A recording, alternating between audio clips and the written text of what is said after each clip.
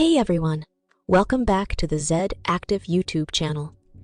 I'm your host Biana, and today we're addressing an issue that bothers us all. Can you really work out all the sugar you consume? Sugar has become a major part of our diets these days.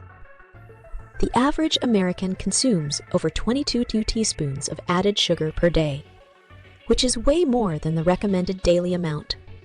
Consuming too much sugar can lead to health issues like weight gain, diabetes, and heart. So an important question is, can exercise help you work off all that extra sugar you're taking in? To answer this question, I will divide this video into 6 parts. Part 1. What happens when you consume sugar? Essentially, sugar provides a quick source of energy. When you eat foods high in sugar, your blood sugar levels spike, prompting your pancreas to produce more insulin. This insulin moves the sugar from your blood into your cells to be used for energy. Any excess sugar gets converted and stored as fat. Consuming too much sugar on a regular basis can cause your cells to become resistant to insulin over time, leading to type 2 diabetes. It also adds unnecessary calories that contribute to weight gain and obesity. Now, we all know that exercise is beneficial for burning calories and helping maintain a healthy body weight. So, how exactly does exercise affect blood sugar levels and your body's response to sugar? Part 2. Can physical activity lower blood sugar levels?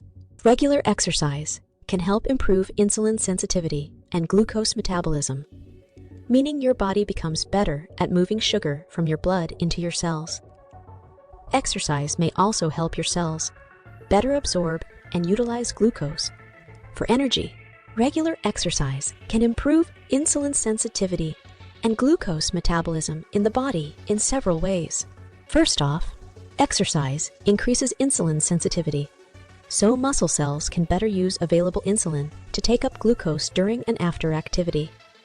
This is because exercise reduces body fat, especially around the waist, which contributes to insulin resistance. Second, when muscles contract during exercise, they can take up glucose for energy, whether insulin is present or not. So regular exercise helps lower blood glucose levels. Third, exercise activates glucose transport in the muscles independently of insulin, so glucose can enter muscles even with low insulin. Finally, physical activity enhances insulin sensitivity by promoting changes in glucose transport and metabolism.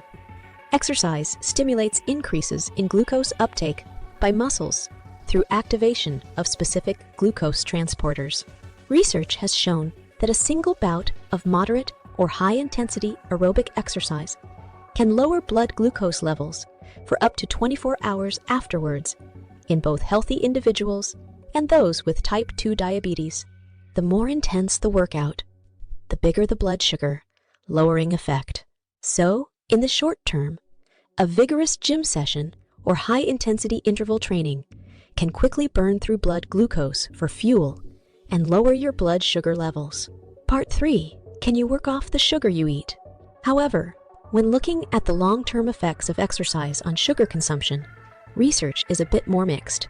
Some studies show that increasing physical activity levels alone have only a modest effect on lowering blood glucose and insulin levels. The amount of sugar you consume seems to play a bigger role.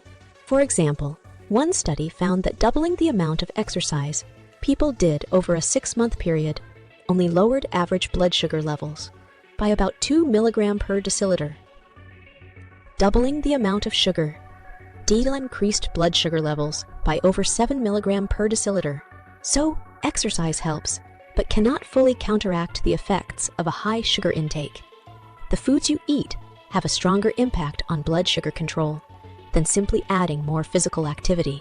To really regulate blood glucose levels and insulin sensitivity, you need to combine exercise with reducing or eliminating added sugars and refined carbohydrates from your diet.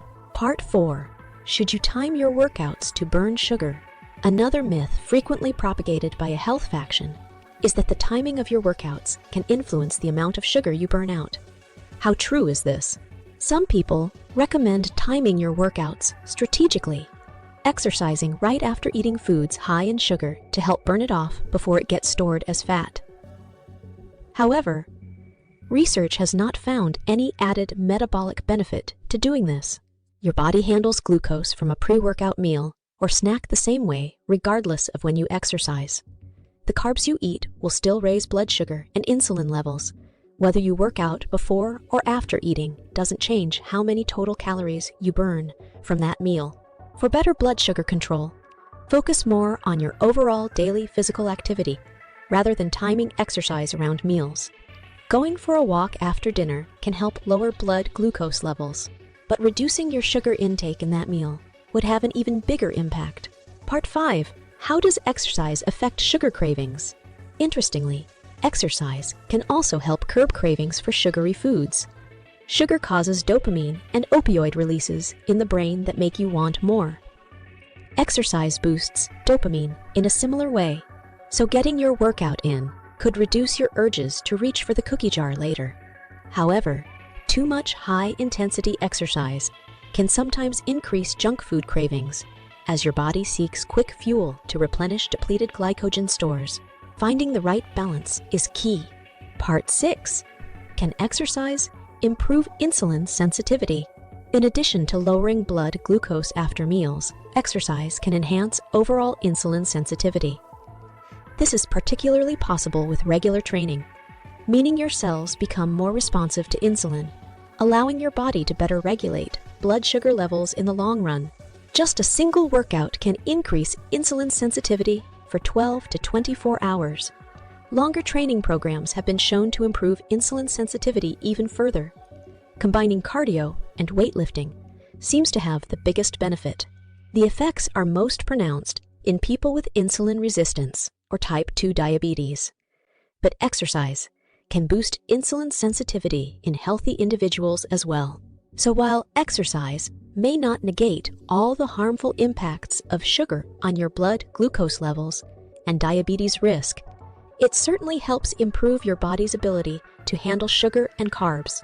In summary, being active is crucial for blood sugar management, but reducing sugar intake is even more important.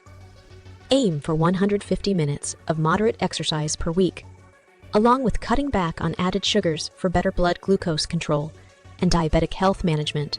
All right, that wraps up this video.